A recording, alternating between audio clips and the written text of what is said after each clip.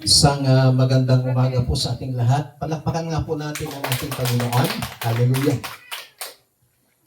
Muli po tayo tumayo bilang paggalang po natin sa salita ng ating Panginoon. Sa aklat po ng Luke, chapter 2, verses 10 to 14, babasahin ko po sa New International Version ng ating pong Biblia. But the angel said to them, "Do not be afraid. I bring you good news that will cause great joy for all the people. Today in the town of David, a Savior has been born to you. He is the Messiah, the Lord. This will be a sign to you. You will find a baby wrapped in clothes and lying in a manger."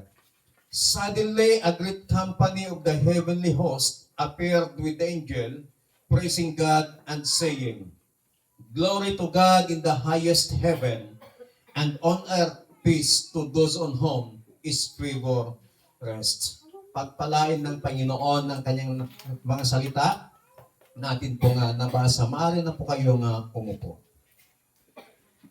Mula po sa talatang ito ay tatalakayin ko po ang mensahe ng Panginoon, the Christmas.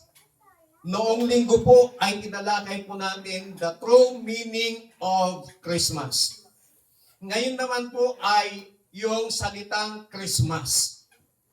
Taon-taon po ay ginagawa po natin o ipinagdiriwang ang tinatawag na Christmas with lights, gifts, and feasts.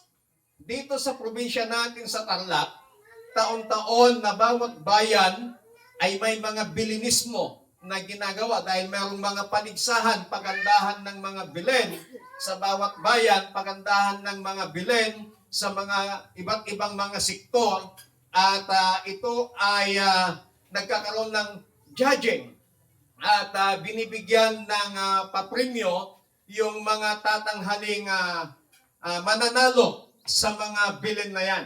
At kung titingnan po natin ay talagang ginagastusan yung paggawa ng mga bilen.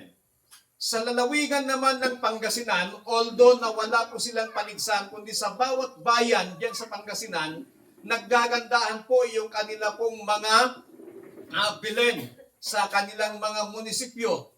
Kaya taon-taon ganito po ang nangyayari na nagdiriwang tayo ng Kapaskuhan na may mga iba't ibang mga kulay ng mga Christmas lights, may mga tinatawag na mga regalo, at may mga tinatawag na piyesta tuwing Kapaskuhan.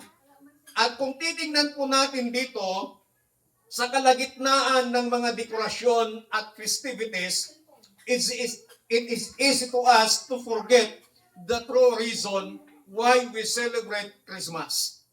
Dahil sa magarbong mga handaan, masayang mga handaan, nakakalimutan po natin minsan yung dahilan kung bakit tayo nagdiriwang ng Kapaskuhan.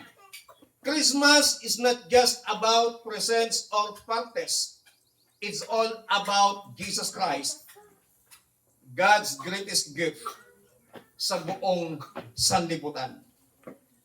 Ang pagdiriwang po ng Kapaskuhan ay hindi sa ganda ng mga presentasyon, hindi sa saya, hindi sa magarbong parte, hindi sa magarbong handaan, but ang Christmas po, it's all about Jesus Christ, na siyang dahilan bakit mayroong Christmas. Nung linggo, tinalakay po natin ano nga ba ang ibig sabihin ng Christmas. Ngayon naman ay tatalakayin ko yung acronym ng Christmas. Yung CHRISTMAS. Tatalakayin po natin yan. Ano bang ibig sabihin yan? Para hindi po tayo magtagal, the acronym of Christmas as our spiritual guide sa pagdiriwang po natin ng Kapaskuhan. Ngayong December na sinasabi po nila na ipinanganak ang ating Panginoong Jesucristo. Number 1, sa letter C, Christ came. Dumating si Kristo. Jesus is the center figure of Christmas. Without Christ, there is no Christmas. Kaya lamang nagkakaroon ng Christmas because dumating si Kristo dito sa sanlibutan. Ang sabi ng Matthew chapter 1 verse 21, she will give birth to a son, and you are to give him the name Jesus, because he will save his people from their sins. So dumating si Kristo dito sa sangkatauhan. Yun yung tinatawag na letter C, Christ came. So Jesus left heaven and came to earth. Iniwan ni Jesus ang langit at napunta siya dito sa lupa, na kung saan ay nakisalamuha sa mga tao, namuhay katulad ng tao, nagutom, napagod, nakaramdam ng antok. Yun po ang ating Panginoong Kristo. Ipinanganak sa sabsaban. Ang kanyang mga magulang noon walang gustong tumanggap ng mga hotel. Walang gustong tumanggap ng mga paanakan.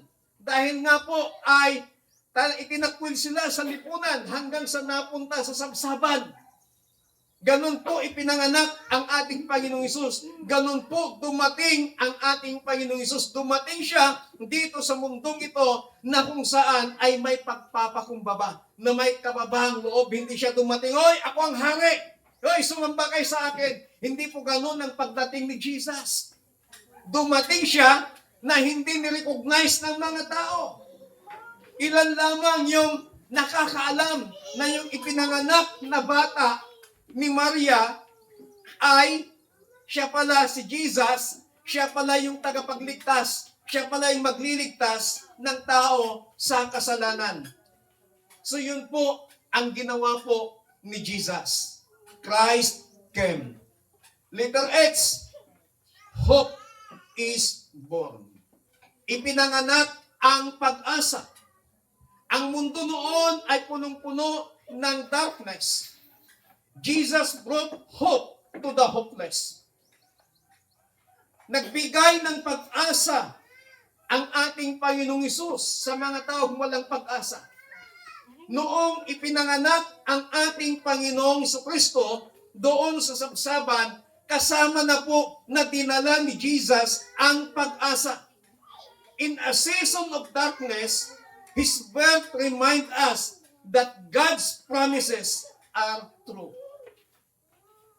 Sa buhay po natin, sa panahon na ikaw ay nakakaranas ng mga problema, nakakaranas ng mga madilim na kalagayan sa iyong buhay, tandaan po natin na yung kapanganakan ni Jesus, pinapaalala niya sa atin ng mga pangako ng ating Panginoon ay totoo. Ang sabi ng Biblia, Romans chapter 15 verse 13, "May the God of hope fill you with all joy and peace as you trust in Him." Nung ipinanganak si Jesus, naipanganak na rin po yung pag-asa. Dahil ang tao noon, wala ng pag-asa sa kanyang buhay. Tiyak na siya na ang mapapako sa cross. Pagbabayaran niya ang kasalanang nagawa niya sa Panginoon sa pamamagitan ng kamatayan sa pagpapako sa cross. But nung dumating si Jesus, nabigyan ng pag-asa ang sangkatauhan na yung kanyang pagdating, kasama na pagdating yung pag-asa sa sangkatauhan. Kaya kapatid, kung nawawalan ka ng pag-asa sa buhay mo, pakiramdam mo, iniwan ka, pakiramdam mo, walang nagpapahalaga sa iyo, pakiramdam mo, walang tumutulong sa iyo, kapatid, meron kang pag-asa, walang iba kundi ang ating Panginoong Kristo. Palakpakan natin ang Panginoon. Letter R, number 3, sa salitang Christmas, redemption is here.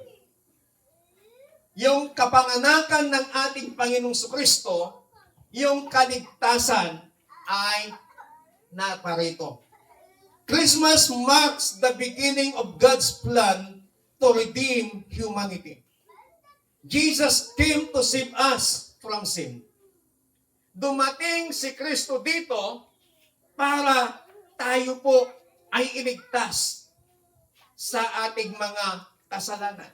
Yun po yung mission ni Jesus. Kaya siya ipinadala ng Amang nasa langit ay upang tubusin tayo sa ating mga kasalanan. Ephesians chapter 1 verse 7.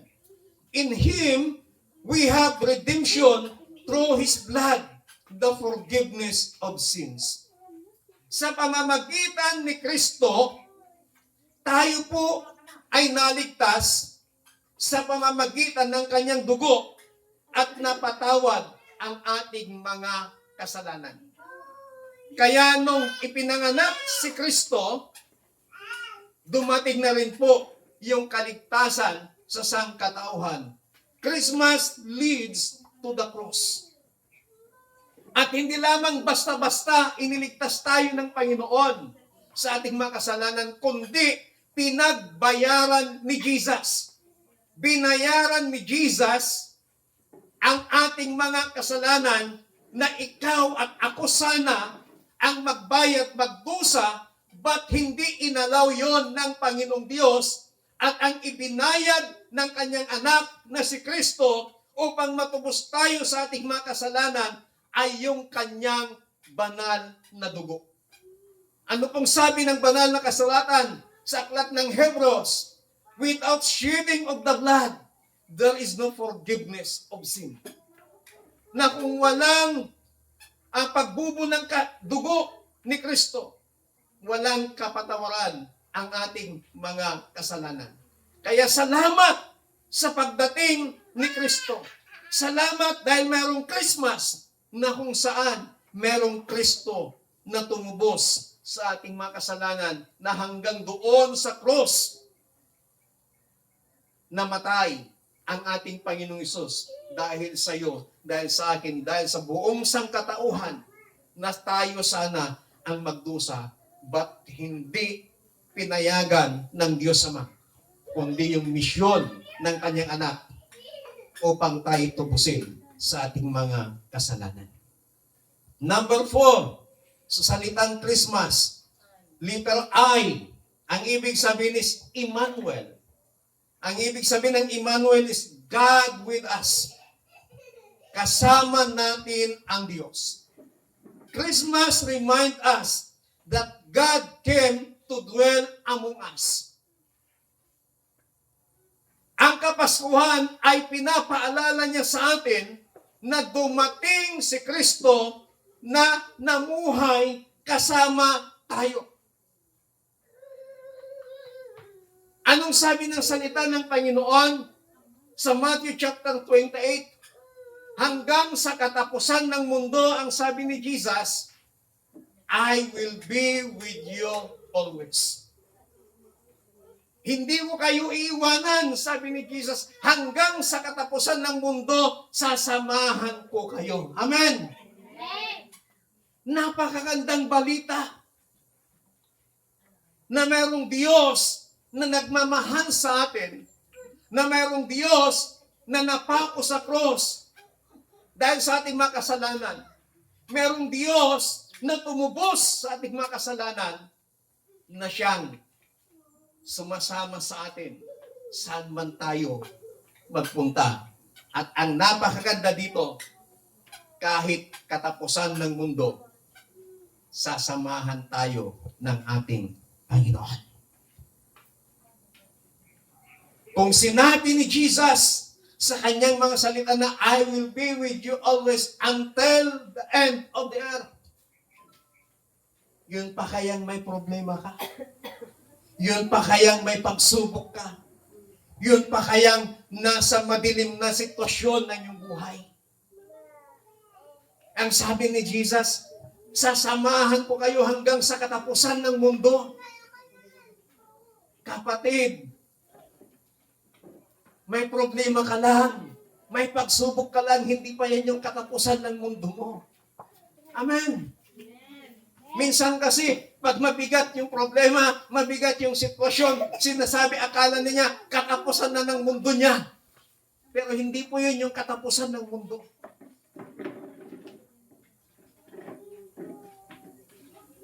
Salamat sa Panginoon because He is with us. Kasama natin ang Panginoon. Sigaw nga natin, Emmanuel. God is with us. Palakpakan natin ang Panginoon.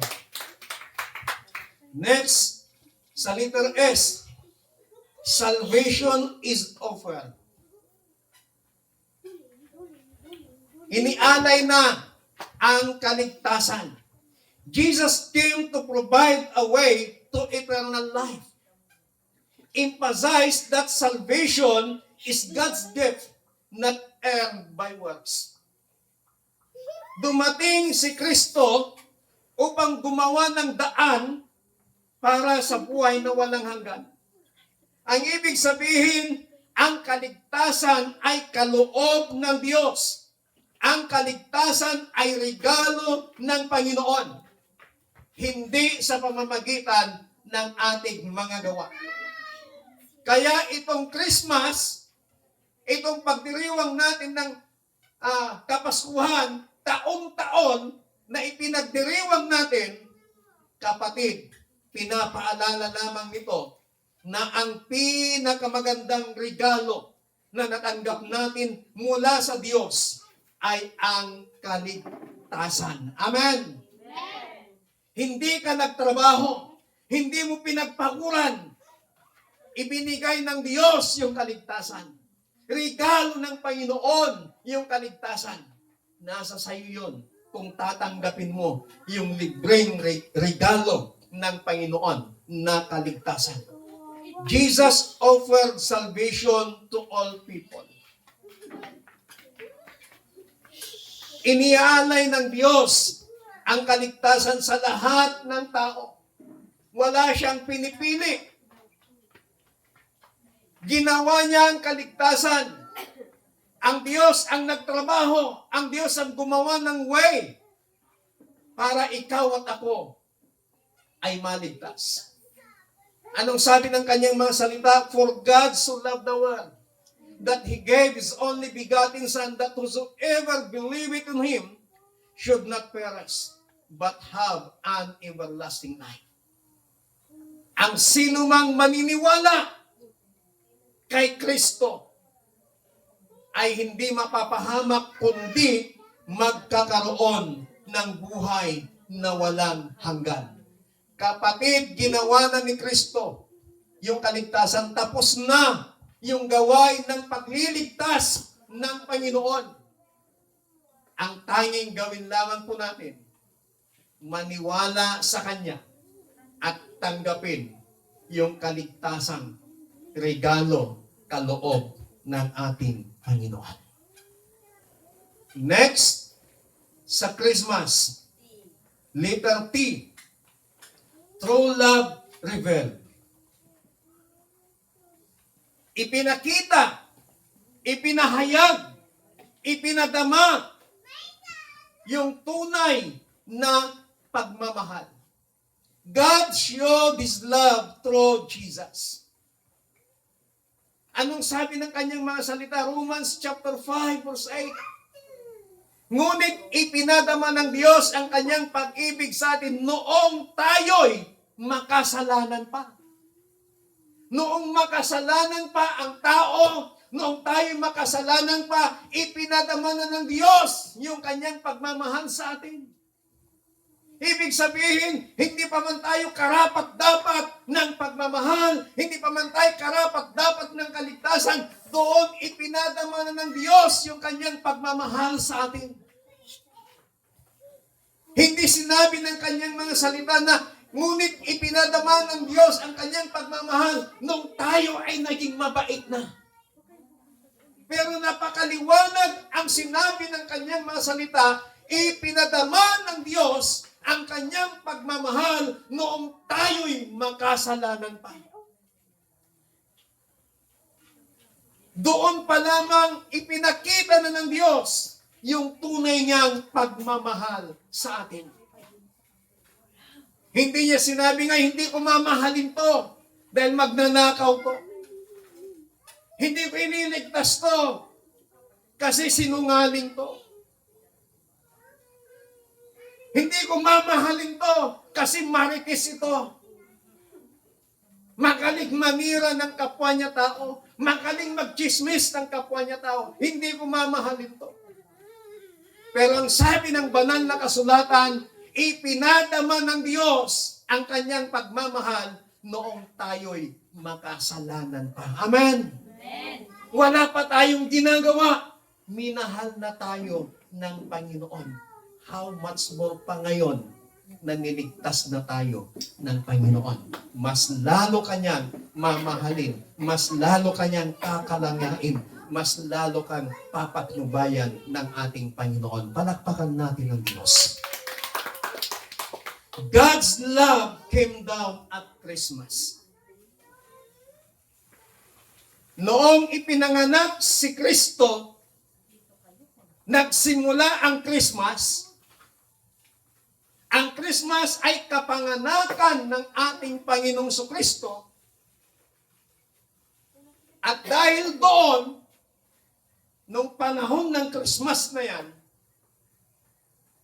doon nagsimula yung pagmamahal ng Panginoon sa atin. Letter M sa salitang Christmas. Mercy given. Ibinigay ang kanyang habag. God showed compassion to sinners. God sent Jesus Christ full of grace.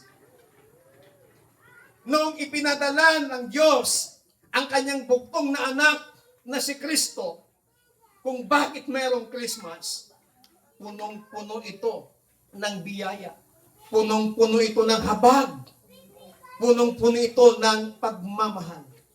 Ang sabi ng Ephesians chapter 2 verses 4 to 5, but because of His great love for us, God who is rich in mercy. Napakaliwanag na pagaganda, sabi niya, but because of His great love for us, God who is rich in mercy. Ang Diyos ay napakayaman sa pagkahabag. Made us alive with Christ, even when we were dead in transgressions, it is by grace you have been saved. Dahil napakayaman ang habag ng Panginoon, bagamat tayo'y patay na dahil sa mga kasalanan, ang sabi ng kanyang masalita, binuhay tayo ni Kristo. At dahil sa biyaya ng Diyos, tayo ay naligtas. God's love and mercy are the reasons we are saved. Salvation is a gift of grace, not something we earn. Hindi natin pinagtrabahuan. Even when we were spiritually dead, because of sin, God gave us new life through Christ. Grabe po yung habag sa atin ng Panginoon. Punong-puno siya ng habag sa atin. Kaya para sa akin, dahil punong-puno na ng habag ang Diyos sa atin, huwag mo nang sabihin, kasyan na kami Apo. Huwag mo nang hilingin. Kasi nung makasalanan pa lang tayo, kinahabagan na tayo ng Panginoon. Hindi pa man natin tinatanggap yung kaligtasan, kinahabagan na tayo ng Panginoon. Hindi pa man tayo humihingi, hindi pa man natin sinasabi sa Kanya, kahabagan mo kami, Panginoon. Ipinadama na ng Diyos yung habag niya sa atin. Ang tao minsan, pag sunod-sunod yung mga dilubyo, sunod-sunod yung mga malalakas na lindol, ang tao, wala siyang bukang bibig. Diyos ko, kasyan na kami. Tulungan na kami, Apo. Pero pag wala ng lindol, wala ng mga malalakas na bagyo, hindi mo na maririnig sa kanyang bibig ang salitang kasyan na kami ako. Hindi mo na mababasa sa kanyang mga social media account, Lord, protect us. Lord, have mercy on us. Awan ngaminan ti pagbutngan, awan ngaminan ti pagdanagan. Kaya sometimes God allows yung mga lindol, God allows yung mga dilubyo na nangyayari na mararanasan natin upang yanigin niya, gisingin niya yung ating pananampalataya sa Kanya. Huwag kang mag-alala. Magkaroon man ng malakas na lindol, magkaroon man ng malalakas na bagyo, anong sabi ng kanyang masalita? I will be with you always until the end of the world. Sasamahan ko kayo, sabi niya, hanggang sa katapusan ng mundo. Amen? Bagyo lang dayta. Manulangal daw nga tuto. Manulangal daw nga napigsa ti angin na. Ang pangako ng Panginoon, I will be with you always.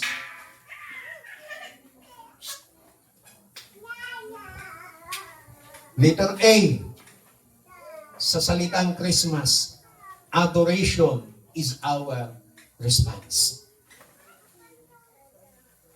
Yung paghanga, pagsamba, papuri, yun naman dapat ang ating itugon sa lahat ng pag-ibig, sa lahat ng habag, sa lahat ng ginawa ng Diyos sa ating mga buhay. We must adore Christ. Amen? Sambahin natin ang Panginoon. The wise men came to adore Jesus. Yung mga tatlong pantas, tatlong wise men, ikukorek ko pa kayo, wala pong tatlong hari. Yung inaawit po natin, may tatlong haring nagsidalaw, mali po yun. Wala pong tatlong haring nagsidalaw. Ang sinabi ng Biblia, 3 wise men. Tatlong pantas ang dumalaw sa kapanganakan ng ating Panginoong Hesus. Kaya itong 3 wise men na ito, pinuntahan nila kung saan ipinanganak si Jesus para sambahin. Ang sabi ng Biblia sa Book of Matthew, nung makita nila na si Jesus ay nasa sabsaban, ang ginawa ng 3 wise men nito ay nagpatira pa sila. Lumuhod sila sa harapan ng sanggol na si Jesus.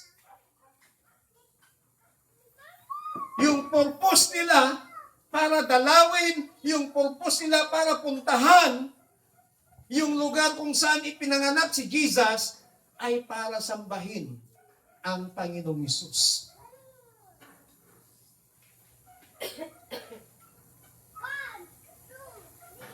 Christmas is a time to lift our hearts in worship and gratitude. Dapat ang pagdiriwang natin ng Kapaskuhan, ito yung time na kung saan itataas natin ang ating mga puso at sambahin, pasalamatan ang ating Panginoon. We must thank God because of Jesus Christ. We must thank God dahil mayroong tinatawag na Christmas dahil sa kapanganakan ng ating Panginoong Jesucristo. Anong sabi ng Psalm chapter 95 verse 6? Come, let us bow down in worship. Let us kneel before the Lord our Maker. Hali kayo, sabi ni David. Magpatira pa tayo at sumamba. Lumuhod tayo sa ating Diyos na makapangyarihan. Kaya itong pagdiriwang ng Kapaskuhan, kung magdiriwang ka man ng December 24, huwag mong kalilimutan na pasalamatan, sambahin ng ating Panginoon. Although ng Biblia, wala siyang sinasabi na araw, pitsa, kung kailan ipinanganak ang ating Panginoong Kristo. But, itong pagdiriwang dahil naging tradition na buong mundo na December 24, ang Christmas, ang kapanganakan ng ating Panginoong Hesus. Huwag mong kalimutan na sumamba, pasalamatan ang ating Diyos na buhay. Last na litra sa salitang Christmas. Letter S, share the good news. Christmas encourages us to share God's love, joy, and blessing with others. Anong sabi ng Biblia? Acts 20, chapter 35, it is more blessed to give than to receive. The wise men told the good news. Ang ginawa ng mga wise men, ipinamalita yung mabuting balita. Ano yung mabuting balita na kanilang ipinamalita? Yung kapanganakan ng ating Panginoong Jesucristo. Na maging si Haring Herodes, na alarma, natakot, nangamba, nung ipinanganak si Jesus. Dahil alam ni Herodes na yung sanggol na ipinanganak ni Maria, ayon yung Diyos na magliligtas sa sangkatauhan. Kaya naalarma si Herodes dahil alam niya mahati ang kanyang kaharian, mas maraming maniniwala sa paghahari ni Kristo. Kaya tinangka niyang patayin ang bata. Pero hindi siya nagtagumpay dahil iningatan, pinotektahan ng Panginoon. Christmas is a message to proclaim. Kapatid, yung tinanggap po nating magandang balita, yung tinanggap po nating kaligtasan, we must share to others. We must share the gospel of God. Ipahayag din po natin sa iba yung pag-ibig ng Diyos. Ipamalita din natin sa iba yung pagmamahal, yung habag, yung ginawa ni Kristo na binigay niya ang kaligtasan sa bawat isa, sa lahat ng tao. Ang tanging gawain lamang po natin, share the good news. Kung tanggapin nila, praise God. Kung hindi nila tanggapin, huwag kang malungkot. Purihin mo pa rin ang Panginoon kasi nagawa mo yung sinasabi ng Diyos. Share the gospel of Christ. Tayo pong lahat ay tumayo. Yung salita pong Christmas, Christ came, hope is born, redemption is here, Emmanuel, ibig sabihin God with us, salvation is offered, true love revealed, mercy given, adoration is our response, share the good news. Christmas is more than a holiday. It is the story of God's love in Christ. Don't just celebrate Christmas. Embrace Christ. Ang pagdiriwang ng Kapaskuhan ay hindi lamang isang holiday season, but ito yung kwento ng pagmamahal ng Diyos sa pamamagitan ng ating Panginoong Jesucristo. Huwag lamang tayong basta-basta magdiwang ng Christmas. Yakapin natin si Kristo. Sambahin natin si Kristo. Hallelujah. I will worship. I will worship.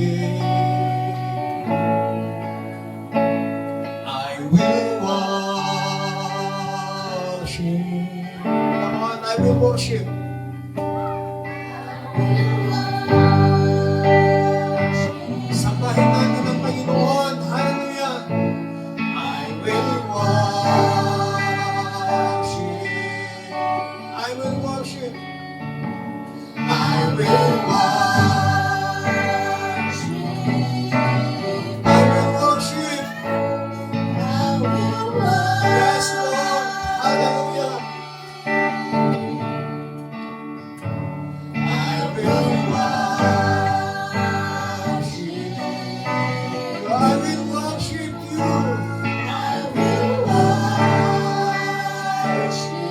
Yes, Lord. Hallelujah. I will worship. I will worship. I will worship.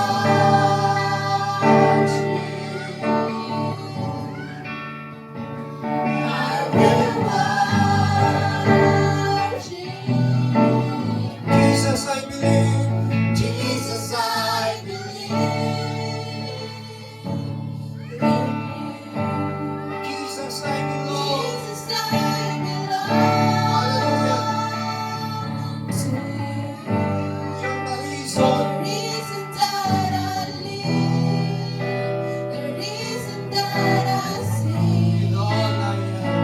With all I am. Hallelujah. Oh, we praise you, Jesus. Sa pagdiriwang natin ng Kapaskuhan, hindi mahalaga yung handa. Hindi mahalaga yung kasiyahan. Hindi mahalaga kung gaano kagarbo ang handa. Hindi mahalaga kung meron kang bagong damit o wala. Ang pagdiriwang ng Kapaskuhan ay ang kwento ng pagmamahal ng ating Panginoong Diyos sa pamamagitan ng Kanyang anak na ating Panginoong Kristo. Panginoon, salamat. Salamat. Salamat dahil mayroong Christmas. Salamat dahil ipinadala mo ang iyong buktong na anak na aming Panginoong Kristo, na siyang dahilan kung bakit nagkaroon ng unang Christmas, the first Christmas in Bethlehem, ang kapanganakan ng aming Panginoon Jesus. Taon-taon, Panginoon, pagsapit ng Disyembre, we are celebrating Christmas, the whole world. Lord, hayaan mo na sa pagdiriwang namin ng Kapaskuhan, maalala namin